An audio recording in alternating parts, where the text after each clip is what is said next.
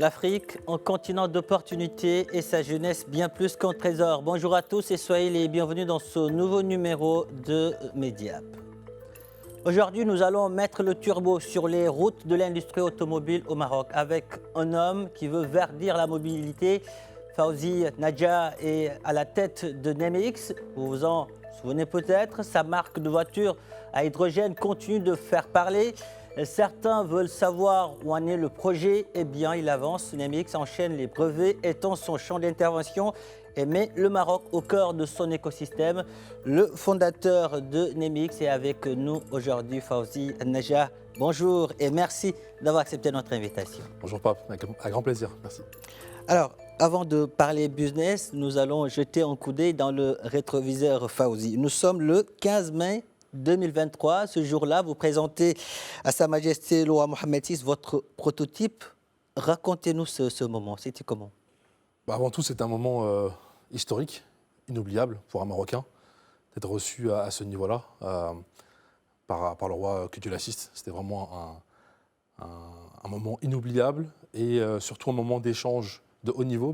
Et en présentant ce prototype au souverain, quels étaient les sentiments qui vous habitaient et qui continuent de vous animer aujourd'hui? De la fierté, de la reconnaissance. Aussi, c'est constater le chemin parcouru depuis le départ, depuis le début de cette histoire industrielle hors norme. D'ailleurs, durant un passage avec Sa Majesté, j'ai échangé sur mon histoire personnelle en tant que Marocain du monde. J'ai grandi en France, dans un quartier HLM, on a rêvé de l'automobile. Et donc, je lui dis, voilà, indépendamment de l'histoire industrielle de Nemix, voilà ma petite histoire personnelle. Et Sa Majesté m'a dit, non, ce n'est pas une petite histoire, c'est une grande histoire. Du fait que mon père a grandi au Maroc, venu en France très tôt, qu'on a été cette jeunesse franco-marocaine qui a grandi en France. Et d'en être là aujourd'hui, alhamdoulilah, ça a été un long parcours. Et donc, c'était un plaisir de voir qu'il y avait cette compréhension réelle de ces Marocains du monde et surtout de la difficulté d'arriver jusque-là. Alors, vous avez parlé de votre père qui est un ancien ouvrier dans l'industrie automobile. Il a passé plus de 35 ans à Renault. Et dites-nous, à travers le regard de votre père, comment vous êtes devenu si passionné d'automobile? La passion est venue très tôt. Dès l'âge de 4-5 ans, j'étais déjà un fou de voitures. Mon père a travaillé à la chaîne au départ à l'usine Renault-Flin, et ensuite dans d'autres usines. Mais quand on grandit dans cet environnement industriel d'ouvriers, où parfois on est invité, vous savez, quand on est enfant, on invite les familles à venir visiter des usines pour un lancement d'un nouveau modèle. Voilà, c'est quelque chose qui devient normal. Mais au final, cette passion, cette flamme qu'on a pour l'automobile, que moi j'ai personnellement, c'est aussi une histoire personnelle. Et c'est vrai que moi j'ai une relation très spécifique. C'est-à-dire que je voyais très tôt ce design, ces sentiments liés à la voiture. C'est vraiment devenu une passion dévorante dès le départ. Et voilà, donc j'ai eu la chance d'en faire mon métier et mon ambition. Mais ça a commencé très jeune. Et qu'est-ce qui vous fait vibrer dans une voiture? C'est le design, la mécanique, la sensation de conduite? Dites-nous. Tout. Maintenant, il ne faut pas oublier que c'est une des inventions les plus extraordinaires avec l'aviation. On ne se rend pas forcément compte, mais si demain les voitures doivent s'arrêter dans le monde, tout s'arrête, les camions, les bus, le transport. Donc déjà, cette notion de liberté. C'est avant tout, moi, ce que j'aime dans l'automobile, contrairement au train ou autre, c'est que je prends ma voiture, et je suis dans mon cocon et je vais où je veux en fait. Cette notion de liberté. Et vraiment ce que j'aime évidemment au-delà de tout, c'est cette émotion qu'on ressent, cette vibration qu'on ressent quand on conduit un moteur V8, V10, V12. Ceux qui ont la chance de rouler avec ces moteurs-là vont savoir de quoi je parle. C'est quelque chose d'unique, vraiment là, de conduire ces voitures-là, de les piloter même sur circuit. Et évidemment le design. C'est pour ça qu'on a pris d'ailleurs le plus grand designer au monde pour Nemix, qui est Pininfarina. Mais l'automobile, c'est à la fois un objet d'art et à la fois un objet purement industriel. Et c'est rare d'avoir un objet qui lie les deux, le côté purement artistique et purement industriel. Et cette passion pour l'automobile, Fawzi, elle vous a fait réfléchir, elle vous a fait, a permis au grand public de vous découvrir, notamment à travers Nemix. C'est ça. Quand est-ce que vous vous êtes dit, je vais sauter le pas, je vais moi-même lancer une marque de voiture qui sera connue à travers le monde Le et chemin qui va était, verdir aussi la mobilité? le chemin était long. L'histoire, elle a commencé fin 2017. À ce moment-là, j'avais déjà un pied dans l'automobile. J'étais un ancien salarié d'un groupe allemand dans la distribution à Paris. Et j'étais aussi, ensuite, j'ai créé mes premières entreprises pour apprendre l'entrepreneuriat à la dure. Et à ce moment-là, je me suis dit, il faut que je revienne à mon rêve initial qui est l'automobile. Et j'étais frustré de voir qu'on n'avait pas encore, en Afrique et donc au Maroc, qui est mon pays, un constructeur automobile national du niveau des meilleurs dans ce monde-là.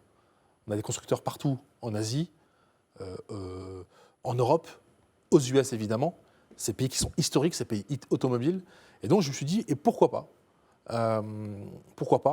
faire la première marque de l'histoire premium de ce niveau-là. On parle de Mercedes, BMW, Audi, Porsche, de commencer. C'était juste un rêve dans une chambre, c'était juste un document écrit sur un papier en Et Nemix 2017. est sorti. Et ça commençait comme ça. Honnêtement, j'étais face au mont Everest, parce que croyez-moi, c'est l'industrie la plus complexe au monde. Je savais que c'était compliqué, mais la marche qu'il fallait suivre était très longue. Alors, ce qui fait la particularité de Nemix, c'est son système de capsules d'hydrogène interchangeables.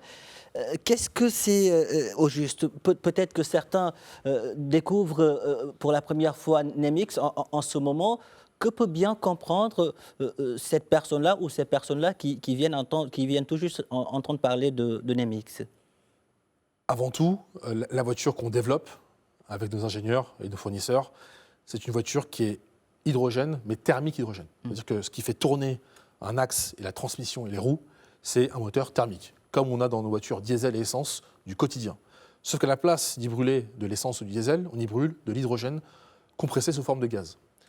Cet hydrogène-là, il est assez complexe à distribuer.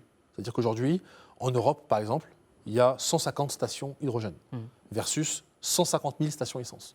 Vous comprenez le delta. Au Maroc, on n'a pas encore de stations hydrogène parce qu'il n'y a pas encore ce marché-là. Et donc le problème des stations, ce sont les stations hydrogène qui sont coûteuses à déployer et à développer.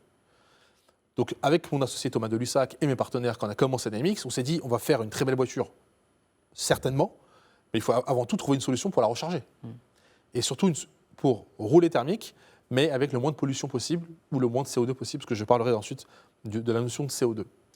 Et donc est venue l'idée de la capsule à hydrogène, qui est une capsule interchangeable. On appelle ça un réservoir double, un double réservoir. Il y a un réservoir fixe principal qui est en bas de la voiture qu'on ne voit pas, comme un réservoir d'essence normal, et 6 capsules interchangeables à l'arrière de la voiture.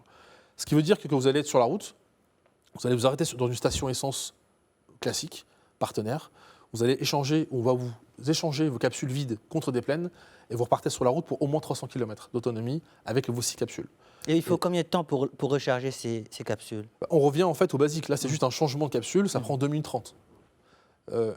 La voiture, elle a été créée pour servir l'homme, pas l'inverse. On ne doit pas attendre une heure, une demi-heure, 40 minutes dans une borne de recharge pour pouvoir repartir. L'idée, c'est qu'avec l'hydrogène, on revient au basique avec un temps de recharge court.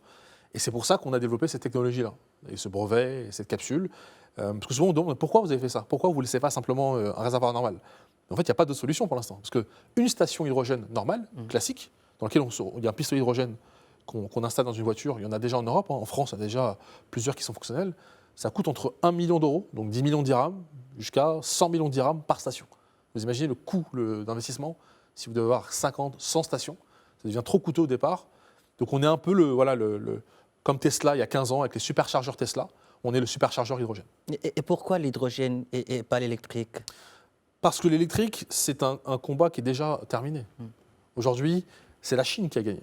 La Chine, avant tout, a dépassé tous les constructeurs sur l'efficience des batteries, sur la technologie des softwares. Aujourd'hui, la Chine a largement dépassé l'ensemble des acteurs sur la partie batterie. Mais au-delà de ça, on n'est pas concurrent des marques chinoises et des voitures à batterie. Parce qu'une voiture à batterie, avant tout, c'est un temps de recharge qui est long. Même pour les plus rapides, c'est minimum 15 minutes, voire 12 minutes pour faire de 10% à 80%. Donc déjà, on perd cette liberté.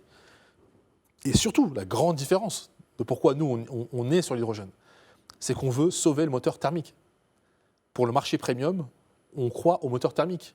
Quand un client a économisé toute sa vie et veut rouler en Porsche ou en Mercedes, son rêve, c'est de démarrer, d'entendre un bruit, un son, une émotion d'un moteur.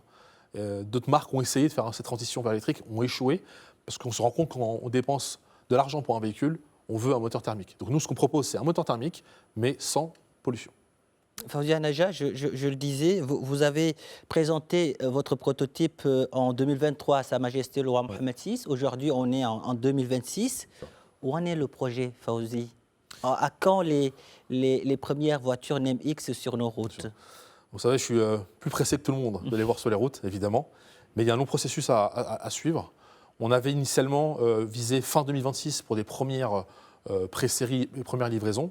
Évidemment, on a décalé dans le temps pour des raisons de marché, des raisons de levée de fonds également, ça en 2028.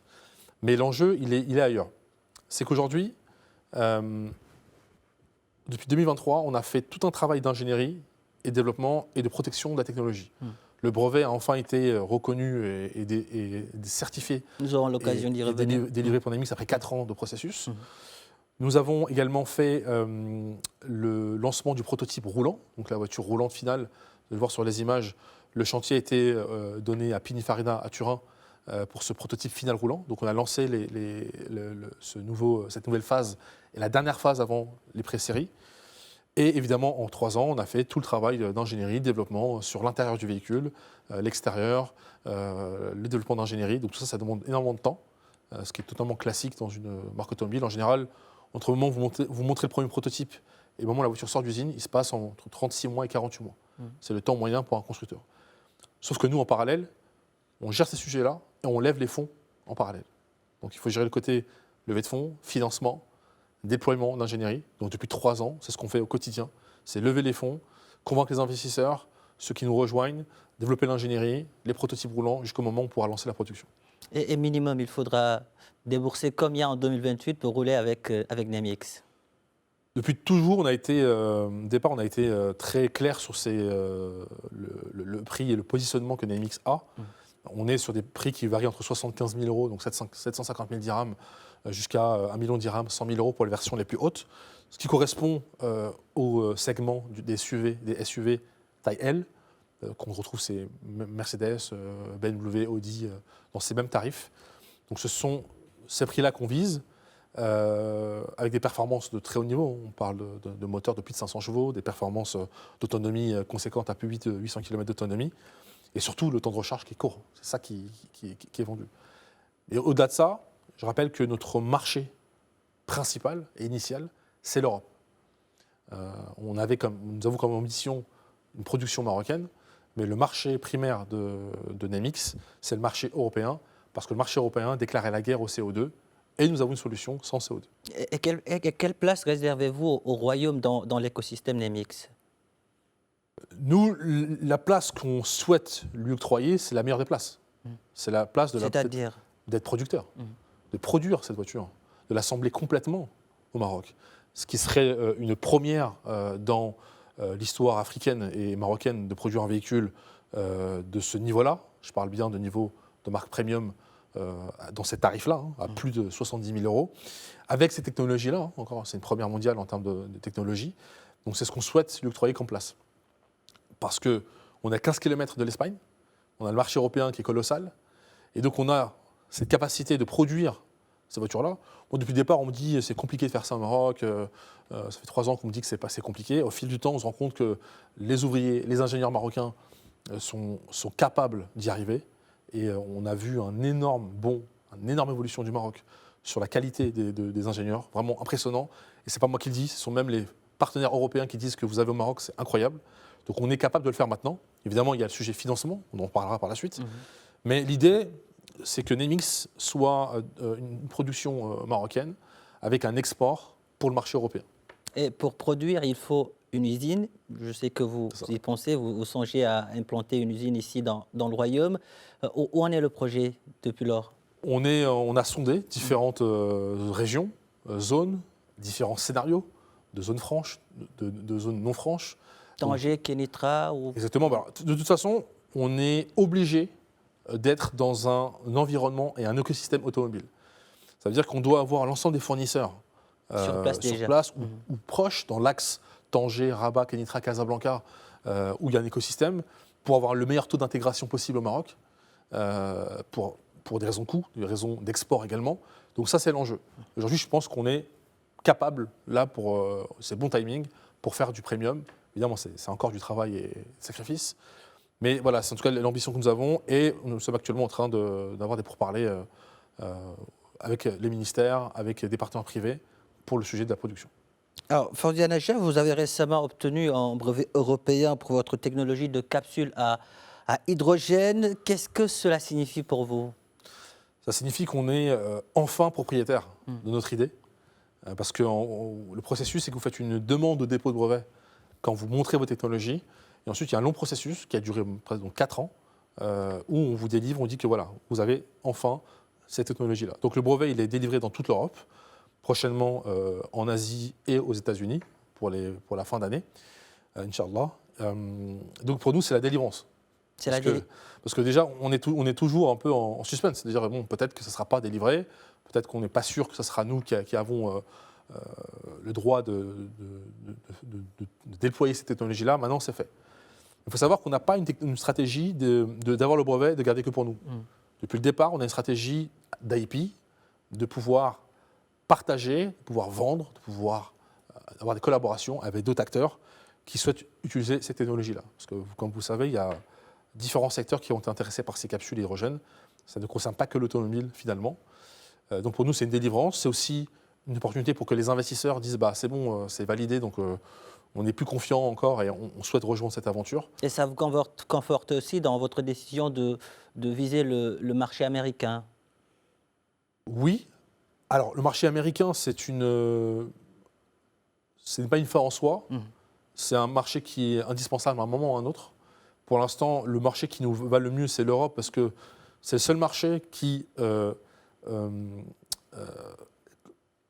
taxe de manière massive le CO2. Vous savez, au Moyen-Orient ou aux US, vous pouvez acheter une voiture qui fait 4 tonnes ou 3 tonnes avec un moteur V12 qui consomme 40 litres au 100, vous n'avez pas un euro de taxe. C'est ça qu'il faut comprendre. Quand vous êtes aux États-Unis ou en Arabie Saoudite ou aux Émirats, vous n'avez pas de contrainte à acheter un véhicule polluant. Le seul continent, et même plus précisément le seul pays qui malue ça, c'est la France. Aujourd'hui, vous achetez un véhicule avec un moteur thermique qui émet plus de 190 grammes de CO2 par kilomètre, vous devez rajouter 80 000 euros de taxes au prix de l'achat. L'année prochaine, 90 000, dans 2 ans, ça sera pas loin de 100 000 euros. Donc c'est un dispositif qui est unique au monde, c'est l'Europe. Donc nous, ce qu'on prévoit, c'est de dire bah, on a une solution sans CO2 qui répond à ce que les clients veulent. Au-delà aux US, on a beaucoup de demandes aux US, c'est dingue d'ailleurs, on n'est pas basé aux US encore.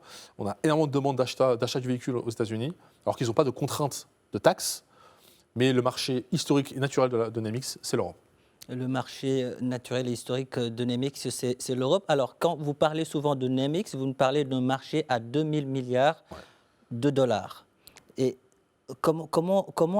jusqu'ici, comment est financé ce projet? Parce que pour que vos moteurs vrombissent partout dans le monde, il faut le nerf de la guerre, c'est l'argent. Bien sûr.